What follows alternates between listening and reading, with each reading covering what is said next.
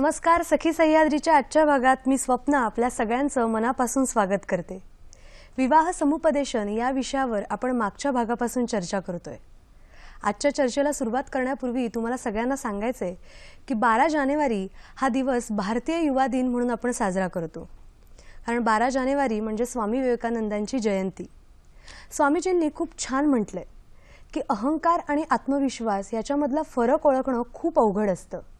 कधी कधी आपला क्षुद्र अहंकारच आत्मविश्वासाचा बुरखा पांघरून वर्चस्व गाजवत असतो. त्यामुळे अहंकार नेहमीच विनाशाला कारणीभूत ठरतो, तर आत्मविश्वास आपल्याला यशाकडे घेऊन जातो. नातं जपताना सुद्धा हा अहंकार थोडासा बाजूला ठेवून एकमेकांचा विश्वास जिंकणं खूप महत्त्वाचं असतं. त्यातही जर वैवाहिक नातं म्हटलं तर हे नातं जुळतानाच विवाहपूर्व समुपदेशनाची गरज का आहे हे आपण मागच्या भागात जाणून घेतलेलंच आहे. लग्नानंतर मुलीसाठी सगळ्याच गोष्टी नवीन असतात. नवं घर, नवी माणसं, नव्या पद्धती, नव्या चालीरीती आणि त्यात सुद्धा तिचं तिच्या घरच्यांशी असलेलं नातं, तिची मतं, तिचं प्राधान्यक्रम आणि फ्रिक्शन किंवा मतभेद होण्याच्या याच जागा असतात. कसं आहे की नवरा बायकोंची मनं जुळणं हेच केवळ सहजीवनात पुरेसं नसतं, तर दोन्ही कुटुंबांनी एकमेकांना समजून घेणं, एकमेकांबरोबर असणं इथे अपेक्षित असतं. आता एकमेकांबरोबर म्हणजे कायम सोबत करणं नाही, तर एकमेकांच्या गरजा ओळखून आधार देणं, स्पेस देणं आणि त्यासाठी मनाची तयारी असणं खूप महत्त्वाचं असतं. हे सगळं कसं काय साधता येईल जाणून घेऊया आजच्या भागात. आजचा आपला विषय आहे विवाह समुपदेशन अंतर्गत लग्नानंतरच्या तडजोडी. आणि आज आपल्यासोबत आहेत वंदना कुलकर्णी. मॅडम नमस्कार. सखी सह्याद्री कार्यक्रमामध्ये मनापासून स्वागत. मॅडम बद्दल तुम्हाला ओळख आहेच, पुन्हा एकदा ओळख करून देते की मॅडम गेली 15 वर्ष समुपदेशन या क्षेत्रात कार्य करत आहेत. वैवाहिक आणि कौटुंबिक समुपदेशन या विषयातला त्या तज्ज्ञ आहेत. कार्यक्रमातला तुमचा सहभाग सुद्धा तितकाच महत्त्वाचा आहे. संपर्कासाठी दूरध्वनी क्रमांक काय आहेत पटकन लिहून घ्या. 24908050 24988050. मुंबई बाहेरचे प्रेक्षक आणि मोबाईलवरून फोन करताना 022 हा STD कोड फिरवायला विसरू नका. माझ्या सगळ्याच सखी सह्याद्रीच्या मैत्रिणी तुम्हाला सूचना करतच असतात.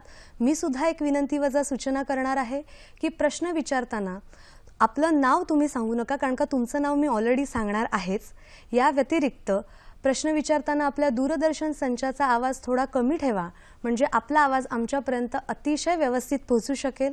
विषय तुम्हाला कळलेला आहेच, त्यामुळे प्रश्न विषयाच्या अनुषंगाने असू द्या, म्हणजे आपला विषय हा उत्तरोत्तर छान खुलत जाईल. लगेचच करूया चर्चेला सुरुवात. विषय आहे लग्नानंतरच्या तडजोडी आणि मार्गदर्शन करतायत वंदना कुलकर्णी मॅडम. मॅडम पुन्हा एकदा कार्यक्रमामध्ये स्वागत. लग्न हा खरंच खूप महत्त्वाचा टप्पा आहे. म्हणजे आपल्या जोडीदाराशी वेवलेंथ जुळतीये का, किंवा त्याच्या आवडीनिवडी काय आहेत, तो आपल्याला आवडतोय का, त्याच्या गुणदोषांसकट आपण त्याला स्वीकारतोय का, हे सगळं पाहण्यासाठी आपण पर्सनॅलिटी टेस्टिंग करणं खूप गरजेचं असतं. हे तुम्ही मागच्या भागात सांगितलेलं आहेच. पण त्यातही मग जेव्हा लग्नानंतर तडजोड करायला लागते, तडजोड म्हणजे एक ॲडजस्टमेंटच असते, मग ती नेमकी कशी काय साधता येईल, किंवा त्याचे काही आणखीन प्रकार आहेत का? आता मुळामध्ये तडजोड म्हणजे काय बघूयात आपण, की आपण सर्वसाधारणपणे तू म्हणलीस तसं ॲडजस्टमेंट हा शब्द सहज वापरतो, पण जुळवून घेणं. आता कुठलीच दोन माणसं सारखी असण्याची शक्यता खूप कमी आहे. त्यामुळे वेगळेपणा जो असतो त्याच्याशी आपल्याला जुळवून घेता येणं हे तडजोड असं आपल्याला साधं सोप्या शब्दात म्हणता येईल. आता आपण कौटुंबिक आणि वैवाहिक नात्यांबद्दल बोलतोय, आपण काही युद्धभूमीबद्दल बोलत नाही. त्यामुळे ह्याच्यामध्ये बऱ्याच वेळेला काय होतं की तडजोड म्हणजे करणं म्हणजे मी काहीतरी कमीपणा घेणं, मी काहीतरी पड खाणं, माघार घेणं. तर असं आपण हारजीत म्हणून ह्याच्याकडे का बघतो? हा काही आता मी म्हटल्याप्रमाणे की ही काही युद्धभूमी नाहीये की जिथे हारजीत किंवा तह असे शब्द वापरले जातात. तर आपण हे नातेसंबंधांच्या बद्दल बोलतोय आणि म्हणून आपण जर तडजोड करणार असलो तर ती अर्थातच उभयपक्षी तडजोड अपेक्षित आहे, हे तर अगदीच खरं आहे. पण त्यामुळे त्या तडजोडीतून शेवटी आपण आपल्या नात्याला सशक्त करण्याकडे बघतो आहे. त्यामुळे ह्याच्यामध्ये हारजीत असा विचार नसता या तडजोडीने माझ्या वैवाहिक नात्याला, माझ्या कौटुंबिक नात्याला याचा फायदा होणार आहे का, माझं घर त्याच्यामुळे, माझं कुटुंब, माझं मन हे सगळं त्याच्यामुळे स्वस्थ राहणार आहे का, हा तडजोडीमध्ये विचार असायला पाहिजे.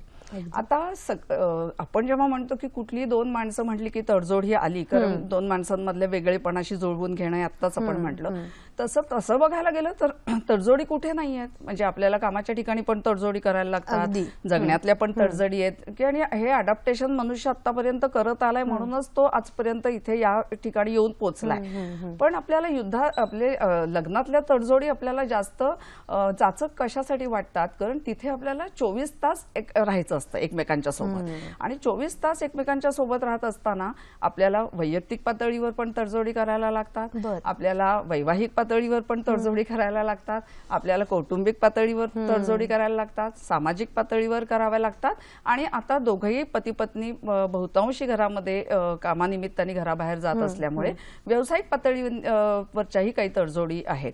त्यामुळे ह्या सगळ्या पातळ्यांवर तडजोडी करायला लागत असल्यामुळे इतक्या आपल्या दैनंदिन जीवनाशी 24 तासाशीच्या निगडीत असल्यामुळे विवाहातल्या तडजोडींच्या बद्दल आपल्याला अधिक बाऊ वाटत असणार, आणि त्या पद्धतीने आजकालची पिढी वाढवली गेली नाहीये. म्हणजे एक काळ असा होता की लहान घरामध्ये मोठं कुटुंब एकत्र राहायचं, आणि त्यामुळे लहानपणापासून तडजोडी करत करतच माणसं मोठी होत होती. लग्नानंतरच्या तडजोडींचे वारंवार संस्कार होत होते. परंतु आता सगळंच बदललेलं आहे, आणि आता बदललेल्या परिस्थितीमध्ये फक्त कुटुंबापुरत्या गोष्टी मर्यादित नाही राहिलेल्या, तर स्त्री पण घराच्या बाहेर पडली आहे. आणि त्या कारणामुळे कसं आहे की बाहेरच्या जगामध्ये टिकून राहण्यासाठी, निभावून राहण्यासाठी अनेक प्रकारांनी तिला ट्रेनिंग दिलं जातं, आणि तेही सगळं त्याच्यामध्ये अंतर्भूत असल्यामुळे फक्त वैवाहिक तडजोडी किंवा नातेसंबंधातल्या तडजोडींपुरतं ते मर्यादित राहिलेलं नसल्यामुळे त्या तडजोडींची लहानपणापासून सवय राहिलेली नाहीये. लहानपणापासून पुष्कळ वेळेला हवं ते मिळतं, मागितलं की मिळतं, आणि त्यामुळे पूर्वी ज्या एकत्र कुटुंबामध्ये ज्या तडजोडी करायला लागत होत्या किंवा तेव्हाच्या जीवन पद्धतीमध्ये ज्या तडजोडी करायला लागत होत्या तशा तडजोडींची मुलांना सवय राहिलेली नाही. पालकांनीही मुलांचं अपब्रिंगिंग कुठे तसं केलंय, कारण त्यांनाही दिसत असतं की सगळं महत्व जास्त करून शिक्षण, व्यक्तिमत्व विकास या सगळ्याला असल्यामुळे ही मुलं बाहेरच्या जगाच्या तडजोडीसाठी जास्त सक्षम केलेली आहेत तुलनेने कौटुंबिक तडजोडींसाठी, आणि म्हणूनही विवाहातल्या तडजोडींचा बाऊ वाटत असण्याची शक्यता आहे. आता तुम्ही तडजोडीचे छान वेगवेगळ्या पातळ्या सांगितल्या की वैयक्तिक पातळी आहे, वैवाहिक, कौटुंबिक. आपण एक एक पातळीवर जाणून घेणारच आहोत. सुरुवात आपण वैयक्तिक पातळीपासून करूया. दोन व्यक्ती एकत्र येतात लग्नानंतर, त्यातही प्रेमविवाह असेल तर त्यात ते दोघे एकमेकांना ओळखत असतात, पण जेव्हा ठरवून लग्न केलेलं असतं तेव्हा कसं पत्रिका बघणं, मग मोठ्यांच्या संमतीने लग्न करणं, म्हणजे इतकी ओळख झालेली नसते पुरेशी. आणि मग लग्नानंतर अशा व्यक्ती जेव्हा एकत्र येतात तेव्हा त्यांना एकमेकांना ओळखायला पुरेसा वेळ जावा लागतो. मग अशा वेळेला वैयक्तिक पातळीवरची तडजोड कशी काय साधता येणार? आता कसं होतं की लग्नानंतर अनेक गोष्टी बदलतात, एकदम बदलतात, एका रात्रीत बदलतात म्हटलं तरी चालेल. प्रेमविवाहामध्ये एकमेकांची थोडीफार तरी ओळख झालेली असते, हे तू म्हणतेस ते खरं आहे. जेव्हा अरेंज मॅरेज होतं, बघून दाखवून लग्न झालेलं असतं, तेव्हा आधीच्या भेटी कितपत झालेल्या आहेत, त्या भेटींमध्ये एकमेकांविषयी काय बोललं गेलेलं आहे, आपल्या स्वभावाबद्दल, व्यक्तिमत्वाबद्दल काय सांगितलं गेलेलं आहे, आवडीनिवडींबद्दल काय सांगितलं गेलेलं आहे, अशा बऱ्याच गोष्टींची चर्चा झाली असेल तर थोडी तरी मनाची तयारी झालेली असते. अशा भेटी पुरेशा झाल्या नसतील, ह्याविषयी पुरेसं बोललं गेलं नसेल तर वैयक्तिक पातळीवर ह्या सगळ्या तडजोडी येऊ शकतात की आपला स्वभाव आणि जोडीदाराचा स्वभाव वेगळा असणार, आपलं व्यक्तिमत्व आणि त्यातून आपलं येणारं वर्तन हे जोडीदाराचं आणि आपलं वेगवेगळं असणार, आपल्या आवडीनिवडी, आपल्या सवयी आहेत रोजच्या जगण्याच्या, आपल्या विचार करण्याच्या पद्धती, आपल्या कुठल्याही गोष्टीकडे बघण्याचा आपला एक व्ह्यू पॉइंट असतो, पर्स्पेक्टिव्ह असतो, दृष्टिकोन ज्याला आपण म्हणतो तो आपला आहे. अशा छोट्या मोठ्या गोष्टी वैयक्तिक पातळीवरच्या असतात. दोन वेगळी माणसं आहेत, परत तेच की दोन वेगळी माणसं आहेत, दोन वेगळी माणसं वेगळं व्यक्तिमत्व घेऊन जन्माला आली आहेत, त्यांचं अपब्रिंगिंग म्हणजे वाढवलं जाणं ज्याला म्हणतात ते वेगळ्या पद्धतीने झालेलं आहे, आणि त्या सगळ्याचा परिणाम त्या दोन माणसांवर झालेला असतो. शिक्षणही काही वेळेला वेगवेगळ्या क्षेत्रातलं असू शकतं, विचार करण्याची पद्धत वेगवेगळी असते, श्रद्धेच्या संकल्पना वेगळ्या असतात, मैत्रीच्या संकल्पना वेगळ्या असतात. असं वैयक्तिक पातळीवरच्या कितीतरी कितीतरी गोष्टी आहेत ज्या दोघांच्या वेगवेगळ्या असतात आणि म्हणून त्या एकमेकांच्या, तू म्हणलीस तसं की समजून, जसं माणसं एकमेकांच्या सहवासात जातात तसं तसं ह्या गोष्टी त्यांना कळत जातात आणि त्या समजेपर्यंत किंवा त्या समजून घेईपर्यंत हा तडजोडीचा भाग त्याच्यामध्ये येतो. पुरेसा वेळ जावा लागतो आणि मग या वैयक्तिक पातळीवर कुठेतरी व्यक्तिमत्वावर सुद्धा आपण ऍडजस्टमेंट केली पाहिजे, तडजोड केली पाहिजे. या विषयावर आपण जाणून घेऊया. पण पहिला फोन आलेला आहे, तो आधी मी घेते. चंदन बोलतायत जळगावहून. नमस्कार, बोला. हॅलो, नमस्कार, प्रश्न विचारा. तांत्रिक अडचणीमुळे फोन कट झालेला आहे. आपण आपल्या चर्चेला पुन्हा सुरुवात करूया. जसं तुम्ही म्हणालात की दोन व्यक्ती एकत्र येतात, व्यक्तींचे स्वभाव वेगळे असतात आणि मग त्यांचं ते एकत्र येणं, एकमेकांना ओळखणं हे परस्पर पूरक व्हायला पाहिजे. मागच्या भागात सुद्धा तुम्ही म्हणाला होतात की मला कुठला जोडीदार हवाय, की माझ्या स्वभावाला अनुकूल हवाय का परस्पर पूरक हवाय, त्यामुळे काही तसे प्रॉब्लेम येणार नाहीत. पण जर व्यक्तिमत्वच किंवा पर्सनॅलिटीज जर एकमेकांच्या विरुद्ध असतील तर मात्र नंतर जाऊन गोष्टी खटकायला लागतात. मग अशा वेळेला काय करायचं? आता आपण सुरुवातीलाच म्हटल्याप्रमाणे की कुठली दोन माणसं सारखी असण्याची शक्यता जवळपास नसते आणि दोन माणसांची व्यक्तिमत्व सारखी असण्याच्या पण शक्यता खूप कमी असतात.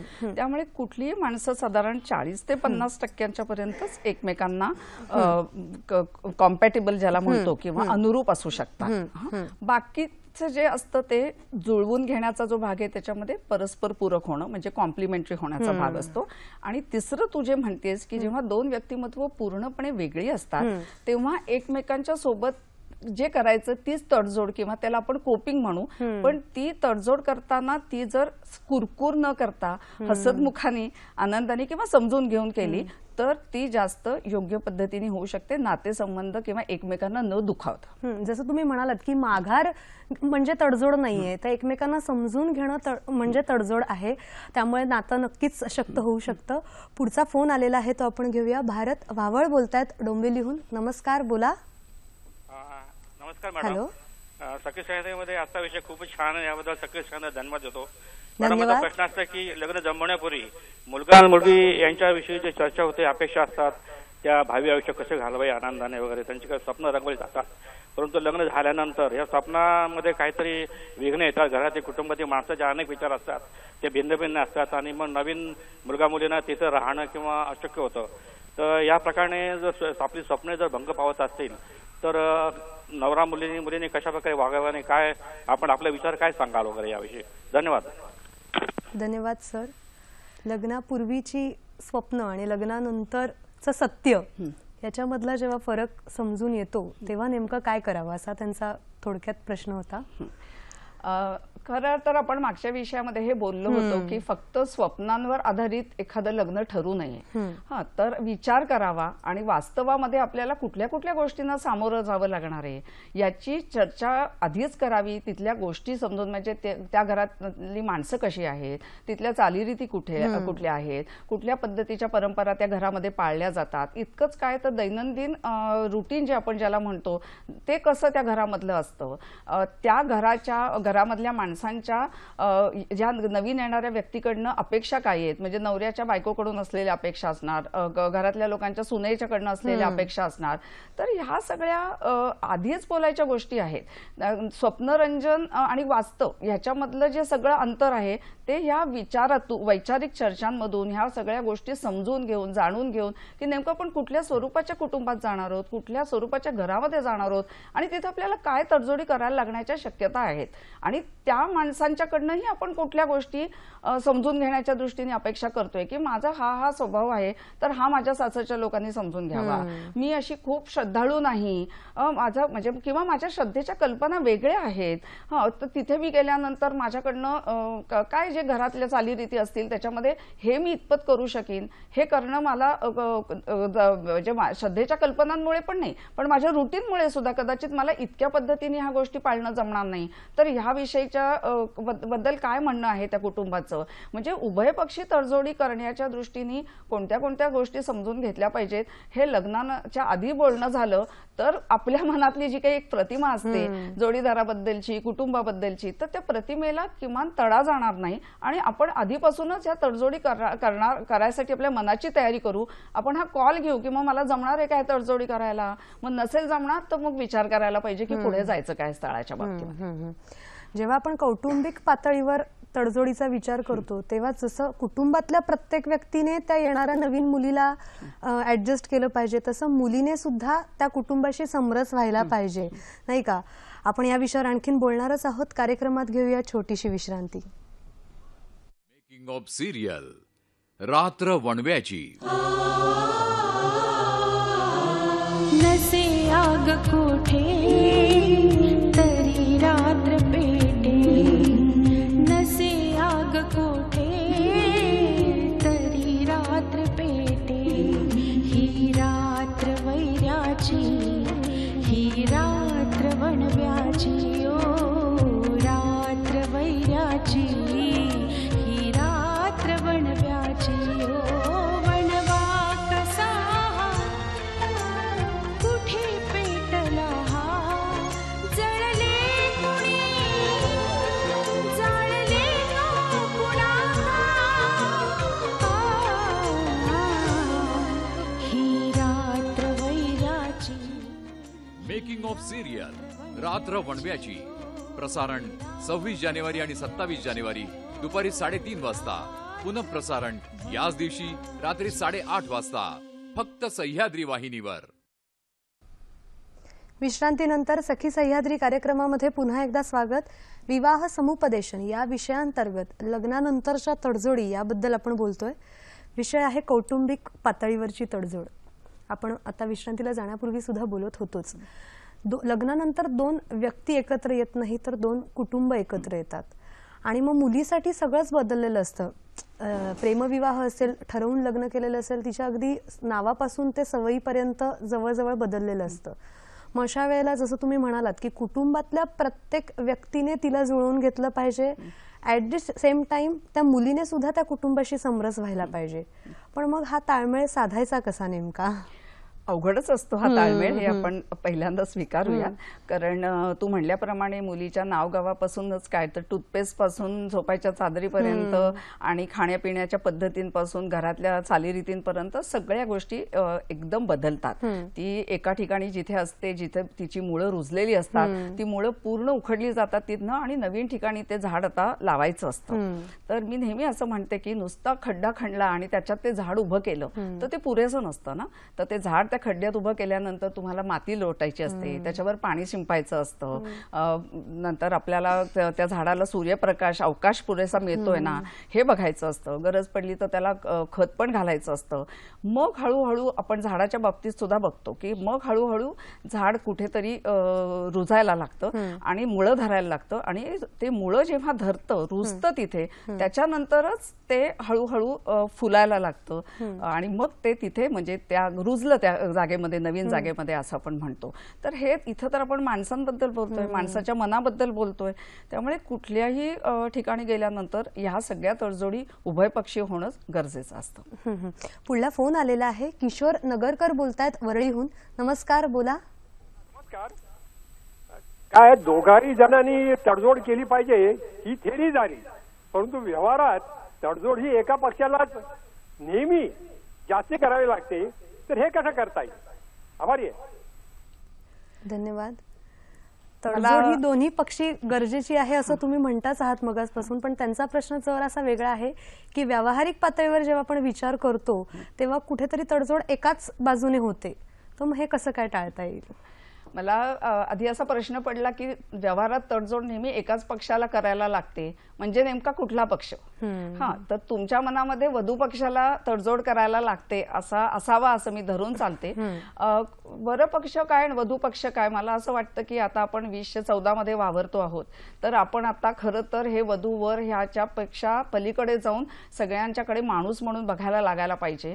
आणि परत तोच विषय येतो की बदललेल्या काळामध्ये स्त्रियांनी जी काही सगळी प्रगती केलेली आहे शिक्षणाने आपल्या व्यावसायिक पातळीवरती, तर बरोबरीने दोघं माणसं आता जर काम करायला लागलेली आहेत, तर हे आता सगळ्यांचं मिळून घर आहे. आणि त्याच्यामुळे सगळ्यांनी मिळून ह्या घराची एक व्यवस्था सांभाळायची आहे. तडजोडींबद्दल आपलं म्हणणं नाहीये, मी मगाचपासून तेच म्हणते की नातं म्हटलं की तडजोड ही आलीच, पण ज्या वेळेला तडजोडी उभयपक्षी होत असते, जसं आपण मगाशी कुटुंबाच्या बद्दल बोलत होतो की कुटुंबामध्ये ती मुलगी नवीन आहे, आणि समजा कुटुंबातली माणसं जी आता फक्त नवऱ्याबरोबर ती वेगळ्या ठिकाणी कुठेतरी राहतीये, तर त्या तडजोडी वेगळ्या स्वरूपाच्या आहेत. पण जेव्हा कुटुंबाबरोबर ती राहते आहे, तर बाकीचं जे कुटुंब आहे त्यांच्यासाठी तुलनेने तिच्यापेक्षा गोष्टी कमी बदलल्या आहेत. त्यांना या नवीन माणसाला स्वीकारायचं आहे, पण तिला एकाच वेळेला अनेकांना स्वीकारायचं आहे. तिला ते नवीन जोडीदार तिच्यासाठी नवीन आहे, ते घर तिच्यासाठी नवीन आहे. घर जेव्हा आपण म्हणतो ते काय 4 भिंतींचं घर नाहीये ना, ते त्या घरामध्ये सगळ्या प्रकारच्या ज्या काही घटना दिवसभर चालू असतात, जी विचारसरणी आहे, रीतिरिवाज आहेत, त्या सगळ्याशी तिला जुळवून घ्यायचं आहे. त्यामुळे तिची भूमिका जास्त अवघड आहे का? आणि मग जर तिची भूमिका अवघड असेल तर इतर माणसांनी तर जुळवून घेण्याकडे तर त्यांचा तेवढाच कल असेल, असा एकच पक्षांनी जुळवून घ्यावं असा विचार न करता ही कौटुंबिक गोष्ट आहे, तर त्याही माणसांनी जुळवून घेण्याच्या दृष्टीने काही गोष्टी केल्या तर मला असं वाटतं की तिला सोपं जाईल ते. आणि मग अशा पद्धतीने एकाच व्यक्तीला जुळवून घेताना जी वाटत राहतं की अरे मी प्रयत्न करतेय पण मला समोरच्या बाजूनी पण झाला तर अधिक सोपं होईल ते, हे तिच्यासाठी जास्त योग्य राहील असं मला वाटतं. जेव्हा तडजोड आणि तीही कौटुंबिक पातळीवर आपण म्हणतो तेव्हा एकमेकांमधला संवाद असणं फार गरजेचं आहे, नाही का? पुढला फोन आपण घेऊया आणि मग पुढच्या चर्चेला सुरुवात करूया. संपदा बोलतायत, नमस्कार, बोला. Hello. Hello, good morning madam. Suppose जर एक पार्टनर डॉमिनेटिंग असेल आणि सतत दुसऱ्या पार्टनरचा पाणउतारा करत असेल, त्याच्या निगेटिव्ह गोष्टीत जर तो पाहत असेल, तर अशाला आम्ही काय निर्णय घ्यायचा? आता मोठा करावा. धन्यवाद मॅडम. अतिशय वास्तववादी असा तुमचा प्रश्न आहे. आणि आपल्या आजूबाजूला आपल्याला जे अनुभव येत असतात, जे चित्र दिसत असतं, त्यातूनच हा प्रश्न आलेला असण्याची खूप शक्यता आहे. तर मगाशी मी म्हटलं तसं की ह्याच्यामध्ये समानतेच्या नात्याचा विचार होतोय का, किंवा एक माणूस दुसऱ्या माणसाला माणसासारखं वागवतोय का? आणि जर खरोखरीच म्हणजे ह्याच्यामध्ये आता परत असं आहे की 2 बाजू असल्यानंतर 2 बाजूंचं 2 काहीतरी वेगळं म्हणणं असू शकतं. एकच बाजू ऐकून आपण काहीच ठरवू शकत नाही. परंतु जर खरोखरीच हे चित्र असेल की एकच व्यक्ती डॉमिनेटिंग आहे आणि दुसऱ्या व्यक्तीला ऐकूनच घ्यावं लागतंय सारखं, तर तुम्हीच मला सांगा की हे नातं सशक्त राहू शकतं का? मग दुसरी व्यक्ती जर ऐकून घेणारी नसेल तर इथं भांडणं अटळ आहेत. दुसरी व्यक्ती ऐकून घेणारी असेल तर एकच बाजू नेहमी पड खाणार असेल तर त्या व्यक्तीच्या आत्मसन्मानाला तो धक्का लागणार आहे. तिला पूर्ण त्या घरामध्ये सुरक्षित वाटणार नाहीये भावनिक दृष्ट्या. आणि जेव्हा आपल्याला एखाद्या नात्यामध्ये सुरक्षित वाटत नाही तेव्हा आपण मनमोकळेपणाने त्या घरामध्ये वावरू शकतो का, बोलू शकतो का? आत्ताच संवादाचा मुद्दा स्वप्नाने आणला होता की संवाद असणं खूप महत्वाचं आहे. तर मग अशी जर एकच व्यक्ती डॉमिनेट करते आहे दोघांच्या मधली, तर ह्याच्यामध्ये संवाद तरी कसा होणार? आणि मग ह्या सगळ्या गोष्टी नात्याला पूरकच नाही आहेत, ह्या नात्याला मारक असलेल्या गोष्टी आहेत. आणि मग आपल्याला जर नातं पूरक होणारं नसेल तर ते पुढे सशक्ततेकडे कसं जाणार आहे? मग आपण भांडणांना ह्यामुळे आमंत्रण देण्याच्या शक्यता वाढतात. असे एकच व्यक्ती जर किंवा एकच पक्ष जर अशा पद्धतीने डॉमिनेटिंग असेल तर. मग अशा वेळेला समुपदेशनाद्वारे काय मार्गदर्शन करता येईल? त्या दोन्ही व्यक्तींना एकत्र समजा बोलून काय आपण मार्गदर्शन करू शकतो? जर एकच व्यक्ती डॉमिनेटिंग असेल आणि दुसरी व्यक्ती कदाचित तुम्ही जसं म्हणालात तसा सहन करणारी असेल आणि कदाचित सहन करणारी नसेलही, मग अशा वेळेला आपण काय मार्गदर्शन करू शकतो? समुपदेशनातून आपण त्यांना हेच सांगतो की तुम्हाला असं वाटतं का? आपण असं धरून चालायचं नसतं की असं होतंय. तर तुम्हाला असं वाटतं का की ह्या विवाहामध्ये असं घडतंय, तुमच्या वैवाहिक नात्यामध्ये असं घडतंय असं तुम्हाला वाटतं का? आणि जर तुम्हाला असं वाटत असेल की तसं घडतं आहे, तर मग त्याच्यामुळे त्याचे परिणाम काय होत आहेत, या वर्तनाचे तुमच्या परिणाम काय होत आहेत? आणि मग तुमच्या मनामध्ये वैवाहिक जीवनाच्या बद्दलची जी काही स्वप्न आहेत, जे काही अपेक्षा आहेत, त्या मग पूर्ण होत आहेत का? म्हणजे अगेन आपण मागच्या वेळेला म्हटलं होतं तसं की काहीतरी एक आपण गोल ठरवलाय, तर त्या गोलकडे आपलं हे वर्तन आपल्याला त्या गोलकडे नेत आहे का? जर ते नेत नसेल तर मग आपल्यालाच हा प्रश्न स्वतःला विचारायचा आहे की मग मला माझ्यामध्ये काही बदल करण्याची गरज आहे का. त्यामुळे परत हे ना वैयक्तिक पातळीवर उतरून तुझं माझं किंवा त्याच्यात परत येणारा तो अहंकार असं नसावं त्याच्यामध्ये एका सशक्त नात्याची जाणीव जास्त असावी आणि त्याकडे जाण्याचा आपला प्रवास असावा. त्यासाठी आपल्या वर्तनामध्ये जे बदल करायचे त्याचा विचार त्याच्यात व्हावा. नक्कीच. पुढला फोन आलेला आहे. प्रतिभा बोलतायत बंगलोरहून. नमस्कार, बोला. Hello hello. हॅलो. हा, प्रश्न विचारा. हा, मी प्रतिभा बोलते बेंगलोरहून. हा, आपला सलग प्रश्न विचारा.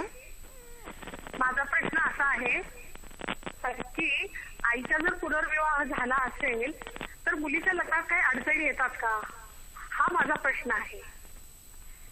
धन्यवाद. प्रश्न कळला का? हो, प्रश्न कळला. हो, की कळलेला आहे. पालकांपैकी कोणाचा पुनर्विवाह झाला असेल तर आता जी मुलं मुली आहेत त्यांच्या म्हणजे पालकांच्या त्या मुला मुलींच्या लग्नामध्ये अडचण येते का, असा तुमचा प्रश्न आहे. हा थोडासा आपल्या विषयापासून थोडा बाजूला जाणारा प्रश्न आहे.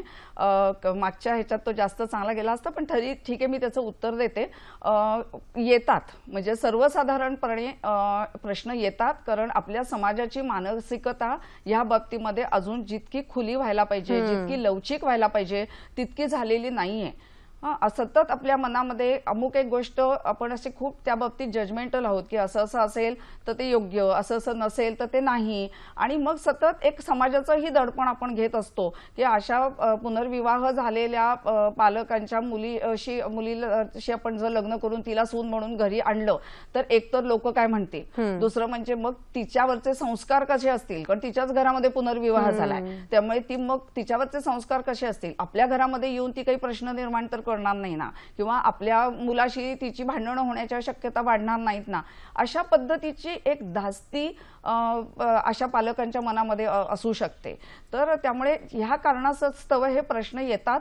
परंतु मी मागच्या ह्याच्यात म्हटल्याप्रमाणे मग ह्याच्यातून मार्ग काढण्यासाठी आपल्याला काय पद्धतीने स्वतःला प्रेझेंट करायला पाहिजे, कसा संवाद साधला पाहिजे ज्यांचे जी स्थळं आपल्याकडे येत आहेत, आणि आपलं वैयक्तिक आपण वेगळी व्यक्ती आहोत. आपण त्या आई वडिलांची मूल असलो तरी आपण एक वेगळी व्यक्ती आहोत आणि एक वेगळी व्यक्ती म्हणून आपण कोणाची तरी सून बनून त्या घरामध्ये किंवा बायको बनून त्या घरात जाणार आहोत. तर आपला सगळा रोग त्याच्यावर जास्त असला पाहिजे आणि समाजाने पण त्या कुटुंबाने पण त्या व्यक्तीवर जास्त फोकस केला पाहिजे कुटुंबावर करण्याच्या ऐवजी. नक्कीच. पुढला फोन आलेला आहे. कमल बोलतायत रायगडहून. नमस्कार, बोला. हॅलो. हॅलो, नमस्कार. नमस्कार. हॅलो, नमस्कार. हा, प्रश्न विचारा आपला. हॅलो, नमस्कार. मुलगा आपला मुलगी सलग- पसंत करून लग्न जुळवले जातात, तरी पण 3 महिन्यात मुलगी घर सोडून माहेरी का जाते आणि नंतर घटस्फोटावर पाळी येते, असं का होतं? धन्यवाद मॅडम. आता तडजोडीचाच विषय चाललेला आहे, त्याच्यामुळे घटस्फोटाची पाळी येते. कारण उघड आहे की त्या विवाहामध्ये आपण ज्या तडजोडींबद्दल बोलतोय आणि ज्या उभयपक्षी तडजोडींबद्दल आपण बोलतोय, तर ती उभयपक्षी तडजोड ह्याच्यामध्ये होत नसणार. याच्यामध्ये अनेक शक्यता असू शकतात की एकतर विवाहाच्या आधी मनामध्ये काहीतरी अपेक्षा आहेत पण त्या बोलल्या गेल्या नाहीत, बोलल्या न गेल्यामुळे समोरच्या व्यक्तीला त्या कळलेल्या नाही आहेत, त्या न कळल्यामुळे ती व्यक्ती जशी आहे तशी घरामध्ये आलेली आहे.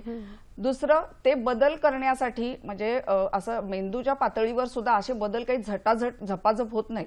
वेळ लागतो, त्याला जुळवून घ्यायला वेळ लागतो, पुरेसा आणि वेळ पुरेसा वेळ द्यावाच लागतो त्या जपताना. नातं जमवायला. तर तो पुरेसा वेळ दिला गेला आहे का? आणि आपण पुढच्या भागामध्ये खरं सांगायचं तर की काय काय अडचणी येतात म्हणून घटस्फोट होतो, ह्याच्यात आपण पुढच्या भागाकडे जाणार आहोत. पण हा विषयाचा तडजोडीपुरता मर्यादित असल्यामुळे पाहून काढायला पाहिजे की घटस्फोटापर्यंत जाण्याइतकं काय घडलं, कुठल्या ह्याच्यामध्ये तडजोडी केल्या गेल्या नाहीत किंवा तडजोडी करण्यामध्ये मर्यादा आल्या किंवा परत उभयपक्षी तडजोडी नव्हत्या का, किंवा खूप त्रासदायक अशा काही घटना घडत होत्या का.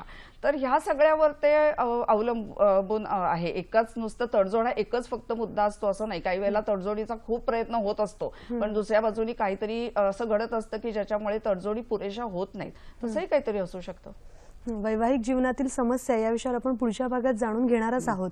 पण जेव्हा तडजोड असं आपण जेव्हा म्हणतो तेव्हा कौटुंबिक पातळीवरची तडजोड काय आहे तुम्ही सांगितलं. समाज हा सुद्धा एक खूप महत्त्वाचा घटक आहे या तडजोडीसाठी. या सगळ्या बाबतीत आपण जाणून घेणार आहोत. कार्यक्रमात घेऊया छोटीशी विश्रांती. प्रत्येक कलाकाराचा स्वतःचा एक असा प्रवास असतो. आज आपल्या भेटीला असाच एक कलाकार आलाय जो स्वतः गायक आहे आणि संगीतकारही आहे. खरं तर गाणं मला घरातनं माझ्या बाबांकडनं मिळालं. कुठे भास होतो तुझ्या कंकण. रात्री उशाशी झोपताना पण काही गाणी आपल्याला वा.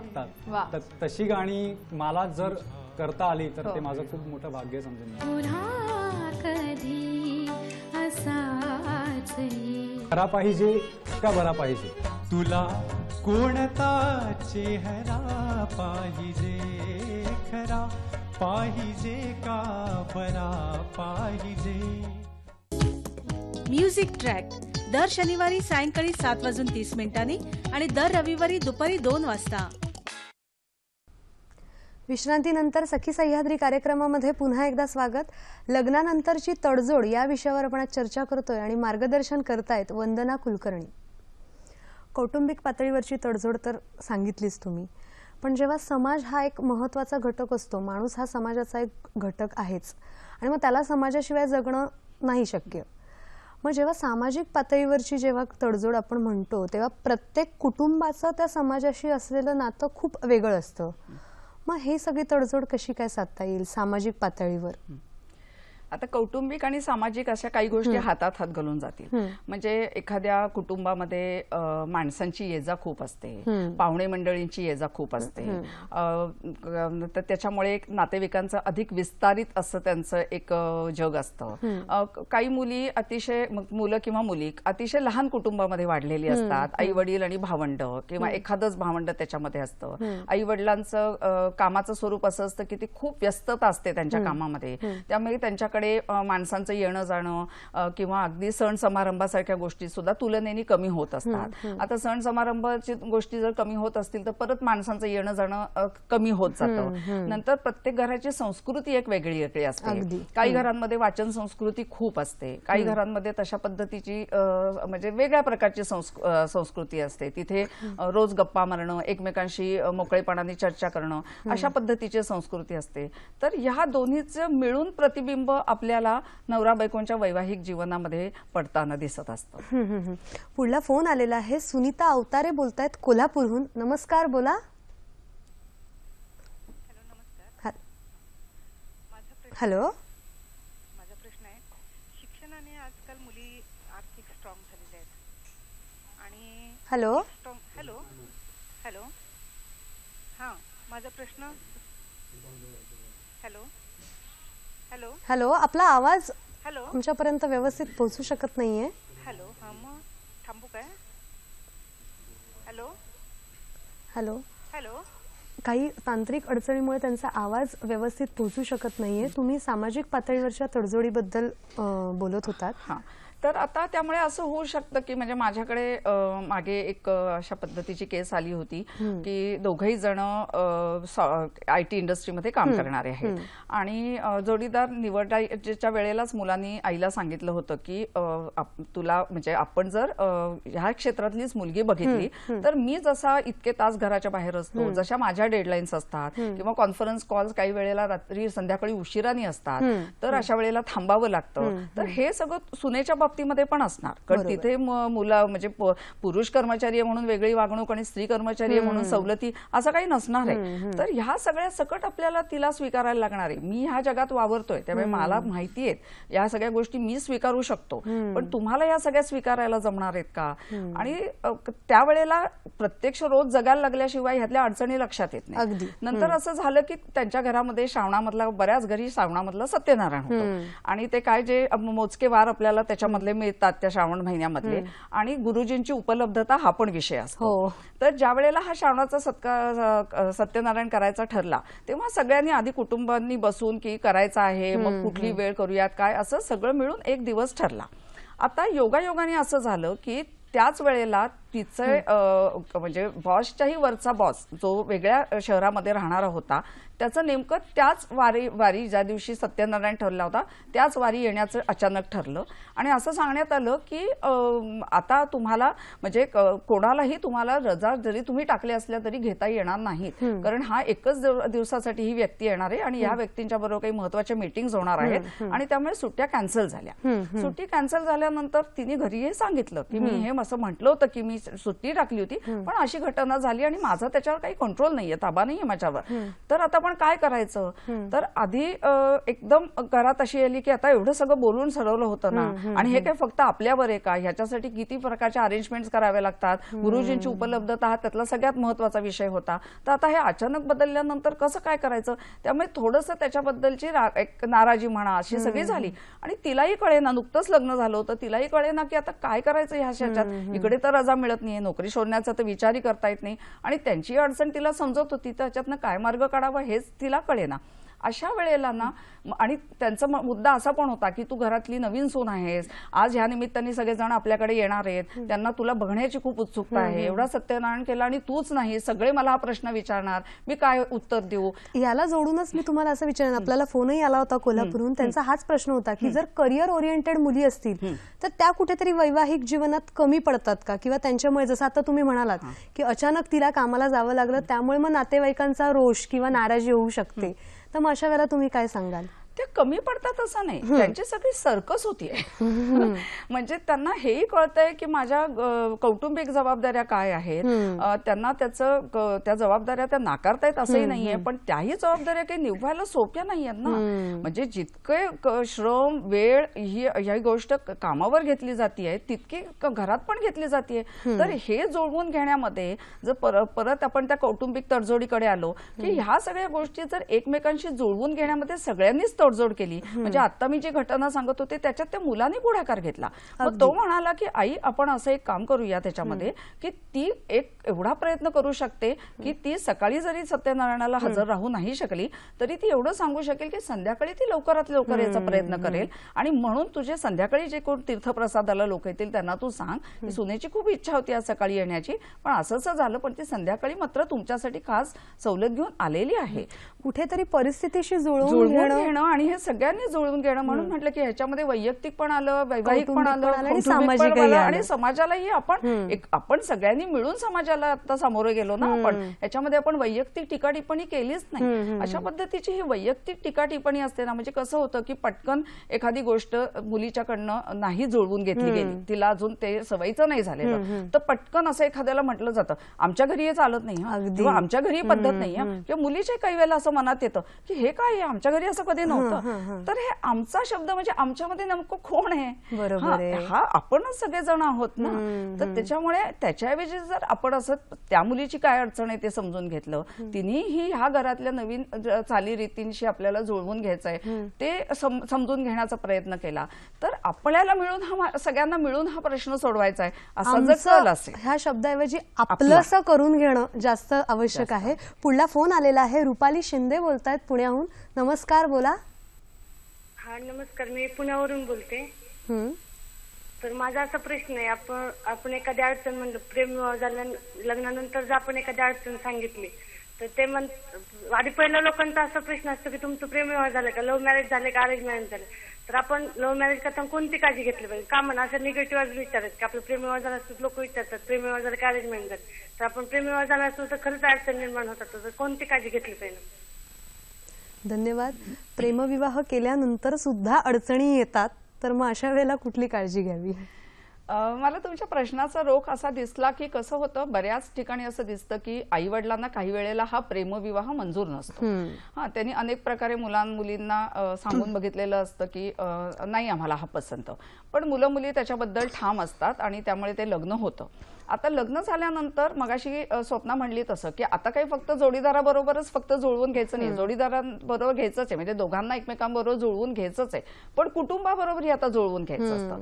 आता हा प्रेमविवाह म्हणजे परत त्या प्रेमविवाहामध्ये तो आंतरजातीय आहे, आंतरप्रांतीय आहे, आणि हे मग जितक्या अशा पद्धतीचं त्याच्यामधले काय आव्हानं वाढत जातात.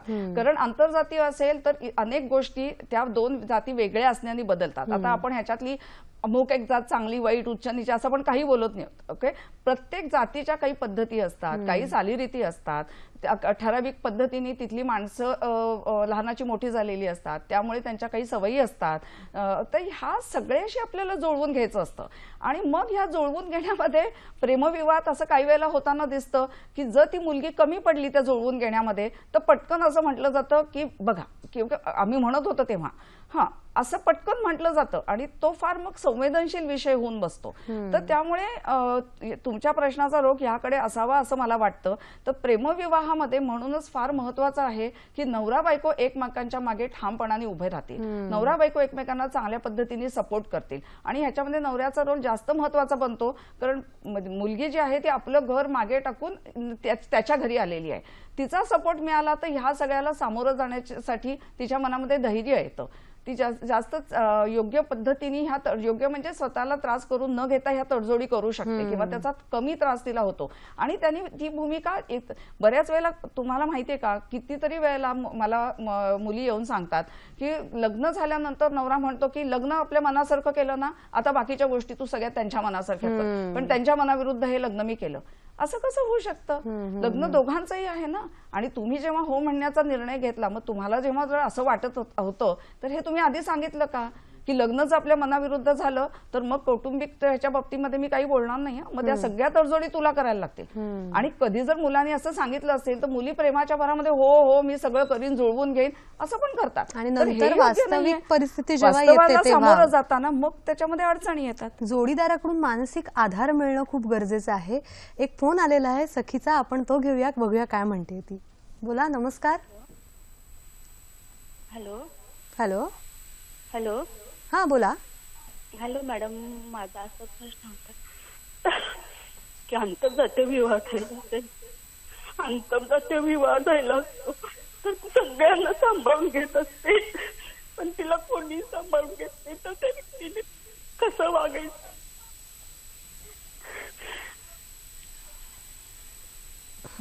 धन्यवाद. आंतरजातीय विवाह झालेला आहे आणि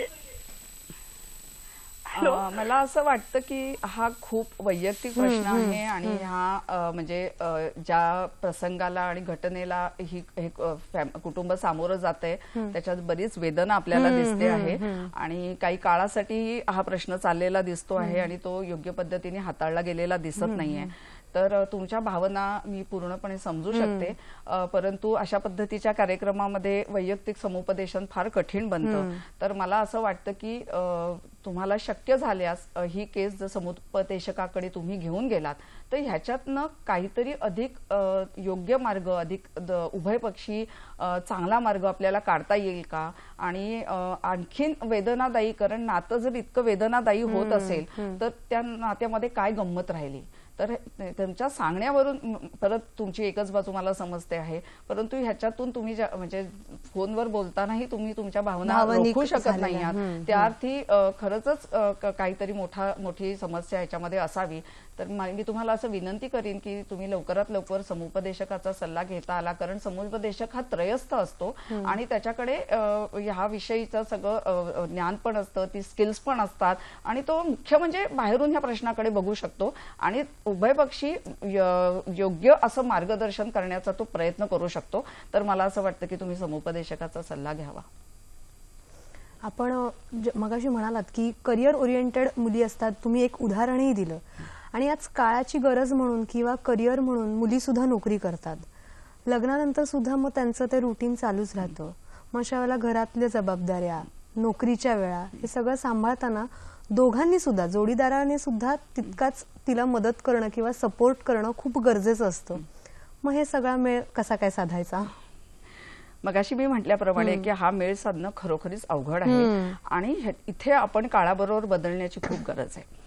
एक उदाहरण असं पण समोर आलं होतं की 10वी-12वी नंतर मुलांनी घर सोडलं आणि तो कुठे कुठे शिक्षणासाठी लांब राहत होता. तर आईला सारखं असं नेहमी वाटायचं की अरे किती लहान वयात त्याला घर सोडायला लागलं, किती वर्ष हा बाहेरचं खाणं खातोय.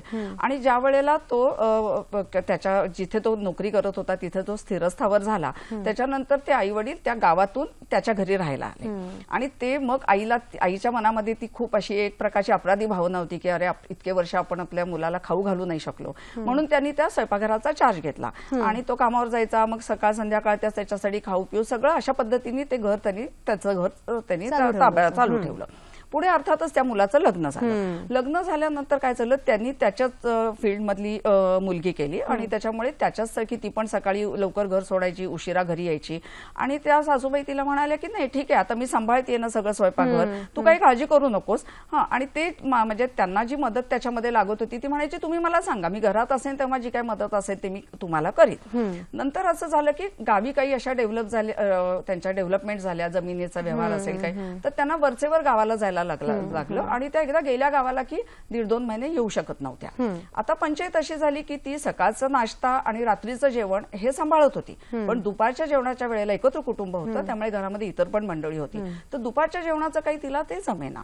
मग तिने असं सुचवून बघितलं की आता तुम्हाला वारंवार तिकडे जायला लागते, तुम्ही 8-1 दिवस गेलात तर मी सांभाळू शकते, पण तुम्ही महिना 1.5 महिना गेलात तर मला हे सगळं सांभाळणं फार अवघड होतं, तर आपण दुपारच्या जेवणापुरती स्वयंपाकाला बाई ठेवूयात का. ही गोष्ट त्या सासूबाईंना अजिबात आवडली नाही. त्या म्हणाल्या परत ते आमचं घर आलं. ती म्हणाले आमच्या घरी स्वयंपाकाला बाई ठेवण्याची पद्धत नाही, घरातला स्वयंपाक हा घरातल्याच बाईने केला पाहिजे आणि इतके वर्ष माझ्या बाहेर राहिलेल्या मुलाला परत स्वयंपाकीण बाईच्या हातचं खाणं खायला देणं हे मला अजिबात रुचणारी गोष्ट नाही.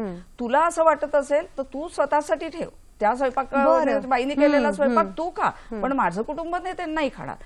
ती म्हणाली की म्हणजे तिला एकतर हे उत्तरानेच ती खूप अचंबित झाली आणि ती म्हणाली की हो पण मग एखाद्या दिवशी मी खरोखरीच मला कामाच्या ह्याच्यामध्ये नाही जमलं दुपारचा स्वयंपाक करायला तर काय, मग नाईलाज झाला तर ते बाहेर जाऊन खातील, नाही का खाल्लं इतकी वर्ष, पण घरात नाही स्वयंपाकाची बाई चालणार. तर अशा पद्धतीचा जर एक दुराग्रहीपणा आपल्या धारणांच्या बद्दलचा असेल आणि जर तुम्ही बाकीच्या काळाबरोबर बदललेल्या गोष्टी सगळ्या स्वीकारल्या आहेत की तुमचा मुलगा तुमच्या गावी न राहता आता मोठ्या शहरात गेला आहे, तिथल्या जीवनशैलीप्रमाणे तो जगतो आहे, अनेक गोष्टींची त्यासाठी त्यांनी पण तडजोड केलेली आहे, तर मग ह्या ज्या गोष्टी आहेत त्या आपण किती लावून धरायच्या, मग ह्याच्यातनं काही एक मध्यम मार्ग नाही का काढता येणार. आणि ह्या उदाहरणामध्ये मी इकडचं सासूबाईंचं सांगितलं, काही उदाहरणांमध्ये सुने बाजूनी पण होत असेल, कारण बऱ्याच वेळेला ना हे पूर्वग्रह दूषित असं पण नातं असतं. आपण या विषयावर बोलूयाच, एकत्र कुटुंब पद्धती आणि मग विभक्त कुटुंबामध्ये काय काय ऍडजस्टमेंट कराव्या लागतात या विषयावर आपण आणखीन बोलूया. कार्यक्रमात घेऊया छोटीशी विश्रांती. स्वामी विवेकानंद यांच्या जन्मदिनानिमित्त विशेष कार्यक्रम तेजोमय. नमो नमो प्रभु वाक्य मनातीत मनोवचनैकाधा सप पग गसा सप गरे सप मरे पसा. तेजोमय प्रसारण सोमवार दिनांक 12 जानेवारी सकाळी 7:30 वाजता आणि रात्री 10:30 वाजता. विश्रांतीनंतर सखी सह्याद्री कार्यक्रमामध्ये पुन्हा एकदा स्वागत. लग्नानंतरच्या तडजोडी या विषयावर आपण चर्चा करतोय आणि मार्गदर्शन करतायत वंदना कुलकर्णी. तुम्ही विश्रांतीला जाण्यापूर्वी खूप छान उदाहरण दिलं की एकत्र कुटुंब पद्धतीमध्ये मग धोरणांचा दुराग्रहीपणा तो कुठेतरी मतभेद व्हायला कारणीभूत ठरतो. पण जेव्हा मग मुलगी लग्न होऊन येते, जसं तुम्ही म्हणालात की कुटुंबातल्या प्रत्येक व्यक्तीने तिला ऍडजस्ट करायला पाहिजे, ऍट द सेम टाइम तिने सुद्धा कुटुंबाला त्या सगळ्या कुटुंबाशी समरस व्हायला पाहिजे. पण असं आपल्याकडे म्हणतात की 2 स्त्रिया जेव्हा एकत्र येतात तेव्हा मतभेद झालेच पाहिजेत. मग अशा वेळेला तुम्ही काय मार्गदर्शन कराल? मी समुपदेशक असल्यामुळे याच्यामध्ये मानसशास्त्राचा भाग मला फार महत्वाचा वाटतो की लग्नाने मी नेहमी असं म्हणते की लग्नाने 2 असुरक्षित बायका एकत्र येतात, एक म्हणजे सून आणि दुसरी म्हणजे सासू. सुनेची असुरक्षितता कुठून येते तर मगाशी आपण जे म्हटलं सगळं बदलणार असतं आणि तिला नवीन जागेमध्ये जाऊन रुजायचं असतं आणि त्याच्यामुळे स्वाभाविकच तिला त्याची खूप एक चिंता मनामध्ये असते, अस्वस्थता मनामध्ये असते. ह्या घरात आपल्याला जुळवून घेता येईल ना ह्याचं असं एक प्रकारचं दडपण तिच्या मनावरती असतं, अँझायटी आमच्या शब्द सांगायचं अशी तिच्या मनामध्ये असते.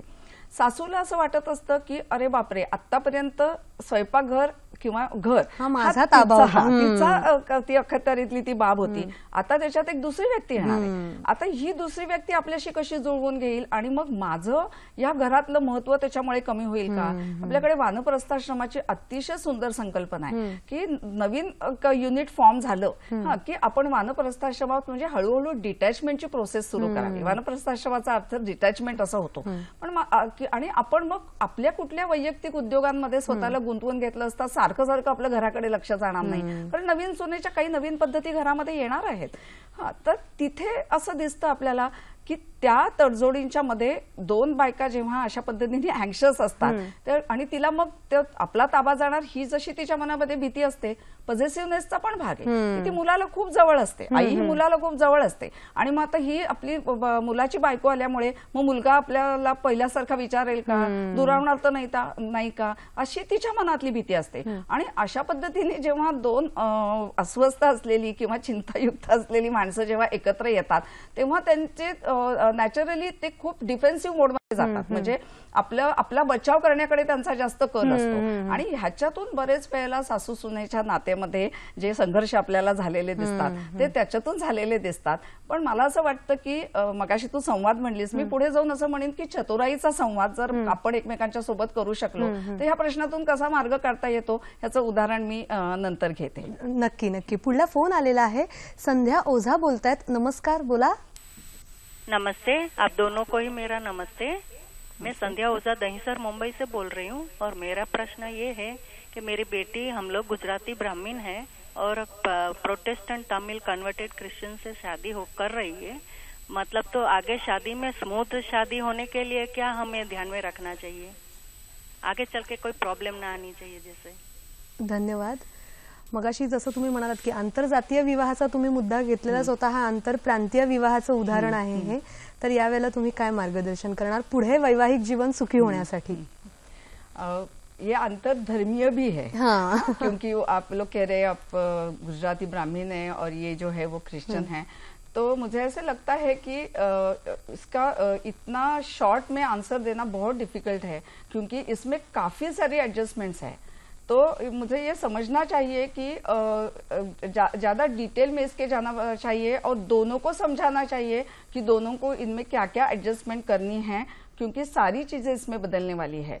स्वप्न मराठीमध्ये सांगायचं झालं तर ह्याच्यामध्ये सगळ्याच गोष्टी बदलणार आहेत. याच्यामध्ये आंतरजातीय, आंतरधर्मीय, आंतरप्रांतीय, त्यामुळे सगळ्या चालीरीती खूप वेगळ्या असण्याच्या शक्यता आहेत. अनेक पद्धती दोन घरांमधल्या वेगळ्या असण्याच्या शक्यता आहेत. दोघांचं अपब्रिंगिंग पण खूप वेगळं वेगळं झालेलं असण्याची शक्यता आहे. आता मला माहिती नाही की ही मुलगी फक्त त्या नवऱ्याबरोबर राहणार आहे का ती एकत्र कुटुंबात पण राहणार आहे. त्याच्यामुळे दोघांना वैयक्तिक पातळीवर पण पुष्कळ तडजोडी करायला लागण्याची शक्यता आहे आणि कौटुंबिक पातळीवर तर नक्कीच. तर आता ह्या एका कार्यक्रमामध्ये इतकं वैयक्तिक समुपदेशन खूप अवघड आहे. मी मगाशी सांगितल्याप्रमाणे तुम्ही जर ह्या संदर्भातलं विवाहपूर्व समुपदेशन ज्याच्याविषयी आपण मागच्या वेळेला बोललेलो आहोत तर ते घेतलं तर ते त्या मुलामुलींना खूप उपयुक्त पडू शकेल, ज्याच्यामुळे तुम्ही म्हणताय तसं की पुढच्या अडचणी कमी येतील.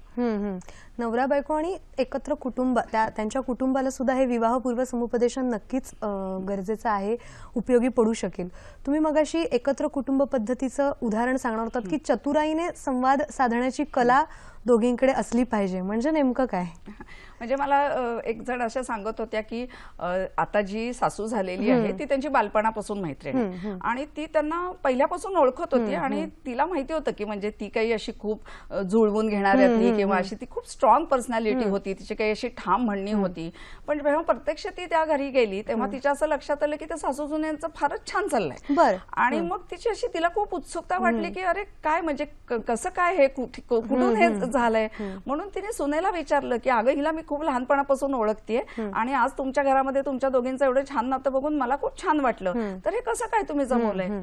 तर ती म्हणाली की खरं सांगू का की शेवटी कसं असतं की माणसाचं मन जपणं हा सगळ्यात नातेसंबंधातलं खरं तडजोडीच्या आधीही हे लक्षात घेतलं पाहिजे. मी तुम्हाला काउन्सिलर म्हणून सांगते की नातेसंबंधामध्ये मन जपणं फार महत्वाचं असतं. मन जर तुम्हाला जपता आलं, एकमेकांचं मन जिंकता आली तर पुढच्या तडजोडीत तुलनेने सुलभ होऊ शकतात. ती म्हणाली की मला आता जेव्हा भाजी करायची असते सकाळी, तर माझ्या डोक्यामध्ये 3-4 भाज्या करण्याचं डोक्यामध्ये असतं. मग मी त्यांना विचारते की आज मी कुठली भाजी करू, भेंडीची करू, गवारीची करू, वांग्याची करू का बटाट्याची करू, यातली 4ही भाजी मला चालणार असतात. त्यातलं कुठलंही त्यांनी उत्तर दिलं तरी मला ते चालणार असतं आणि त्यांनाही असं वाटतं की चला ही मला गोष्टी विचारून करते, मला सांगून करते. ती म्हणली मी साडी नेसण्याच्या बाबतीत सुद्धा असं करते की मला तरी ते चतुराईने संवाद साधणं खूप मला दोन्ही गरजेचं आहे. नेसायच्या साड्या, तर मी कुठली साडी नेसू, त्यांनी कुठली सांगितली तरी मला चालणार असते. पण त्यांना मी हे विचारलं ह्याच्यामुळे बरं त्यांना वाटतं आणि त्यामुळे आमच्या दोघींमधला संवाद चांगला. नक्कीच संवाद साधणं खूप गरजेचं आहे. तो कशा प्रकारे साधणं हे प्रत्येक व्यक्तीवर अवलंबून असतं. आता जेव्हा तडजोड करावी लागते, कुठेतरी आपल्याला प्रत्येक ठिकाणी ऍडजस्टमेंट करावी लागते. मग आजकाल असं आहे की ऍडजस्टमेंटच करावी लागते, तर मग लग्न कशाला, मग लिव्ह इन रिलेशनशिप हा एक खूप महत्वाचा मुद्दा येतो. मग अशा वेळेला तुम्ही या समुपदेशनाद्वारे काय मार्गदर्शन कराल? आपण म्हणजे व्यावसायिक जीवनाशी रिलेटेड ज्या तडजोडी आहेत ना, तर त्याच्यामध्ये ना आपण ब्रेकिंग स्टिरियोटाइप्स कडे अजून गेलेलो नाही. म्हणजे अजूनही आपल्या डोक्यामध्ये ही पुरुषाची कामं, ही स्त्रियांची कामं असं अजूनही आहे. तर त्याची ना खूप मुलामुलींना त्याची खूप एक मी गेल्याला म्हटल्याप्रमाणे कमिटमेंट अँझायटी आहे. आणि मग त्यांना असं वाटतं की बापरे मला इतक्या सगळ्या तडजोडी कराव्या लागणार आहेत आणि मग त्या मलाच तर कराव्या लागणार नाहीत ना, आणि इतक्या सगळ्या जबाबदाऱ्या मग मला एकटीने घेणं निभेल का? तर जर नवरा बायकोंच्या मनामध्ये ह्याच्याबद्दलची स्पष्टता असेल की आम्ही दोघं जण जर एकमेकांच्या खांद्याला खांदं लावून काम करणार असो, घराच्या बाहेर जाणार असलो, तर आपण दोघांनीही मिळून घराचं व्यवस्थापन बघायचं. त्यात हे अमक्याचं काम ते तमक्याचं काम असं नसून मी जर समजा कामावरती लवकर जातो तर मागे राहणारी कामं दुसरा जोडीदार बघणार, परत येताना दुसरा जोडीदार जर समजा लवकर येत असेल तर त्यावेळेची संध्याकाळची कामं तो जोडीदार करेल. आणि मग दुसऱ्या जोडीदाराला एक मनशांती असते की चला दोघांच्यातला एक जण पुढे गेलाय, तो ह्या गोष्टी करून ठेवेल, मी गेल्यानंतर मग उरलेल्या गोष्टी करणं मला सोपं जाईल. आणि मुळे त्याचा फायदा काय होणार आहे की आपण जे संवाद मिळतोय तर संवाद साधण्यासाठी वेळ तर मिळाला पाहिजे. तर त्यामुळे ह्या दोघांनी जर असं एकत्रितपणे येऊन एका समानतेच्या सूत्रावर यांचा संसार करायचं ठरवलं, एकमेकांना मदत केली, एकमेकांना सहकार्य केलं, एकमेकांच्या मागे ते ठामपणे उभे राहिले दोघंही, तर त्या तडजोडी पण सोप्या होतील, त्यांना वेळ पण एकमेकांशी संवाद साधण्यासाठी होईल, नातं सशक्त करायला परिस्थितीला अनुरूप असं ऍडजस्टमेंट करणं किंवा तडजोड करणं, बदलणं, काळाशी सुसंगत असा बदल नक्कीच नातं जपण्यासाठी, नातं सशक्त होण्यासाठी आवश्यक आहेच. लग्नानंतरच्या तडजोडी कशा प्रकारे होऊ शकतात, त्या कशा साधता येतात हे आपण आज जाणून घेतलेलंच आहेत. पण या सगळ्यानंतर सुद्धा वैवाहिक जीवनात समस्या येतात. त्या समस्या कोणत्या असतात किंवा त्याच्यावरचे उपाय काय असू शकतात हे आपण पुढच्या भागात जाणून घेणार आहोत. कार्यक्रमात आज इथेच थांबूया.